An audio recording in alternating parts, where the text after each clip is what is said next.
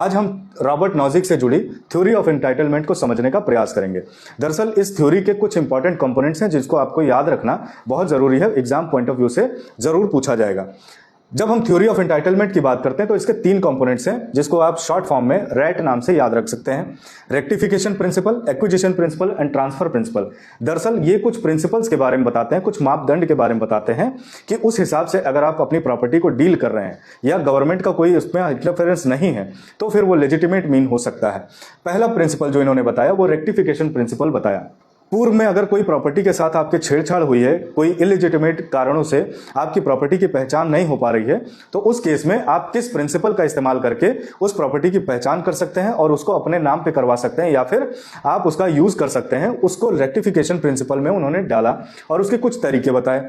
Acquisition principal की बात करते हैं हम, तो वहां पर बात आती है कि किस तरह से आप प्रॉपर्टी को एक्वायर कर सकते हैं। यहां पर इनकी थ्योरी है कि जो प्रॉपर्टी आपने लेबर से प्राप्त की है वो आपकी अपनी प्रॉपर्टी है, वो आपके अपने फ्रूट्स हैं लेबर के, अपनी मेहनत के आपके फल हैं, तो वो आपका ही है, उस पर किसी और का हक नहीं है। जो कि लॉक के प्रोविजन के हिसाब से बिल्कुल ही उल्टा हो जाता है, क्योंकि जॉन लॉक ने ये कहा था कि भाई प्रॉपर्टी अगर किसी के पास ज्यादा हो जाती है, कोई ज्यादा अमीर हो जाता है, तो उसकी प्रॉपर्टी को आप टैक्स करिए और गरीबों में बांट दीजिए, उसकी प्रॉपर्टी का कुछ हिस्सा लैंडलेस लोगों में दे दीजिए।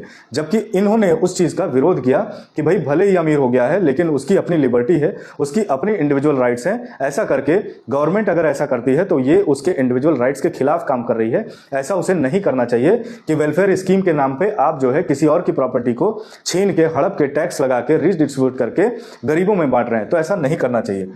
ट्रांसफर की जब हम बात करते हैं तो आप अपनी प्रॉपर्टी को गिफ्ट के माध्यम से या फिर किसी और चीज के बदले में, एक्सचेंज के माध्यम से आप दे सकते हैं। यह भी एक लेजिटिमेट मीन है कि आप अपनी प्रॉपर्टी को किसके नाम पर करना चाहते हैं या किस तरह से उसको डील करना चाहते हैं।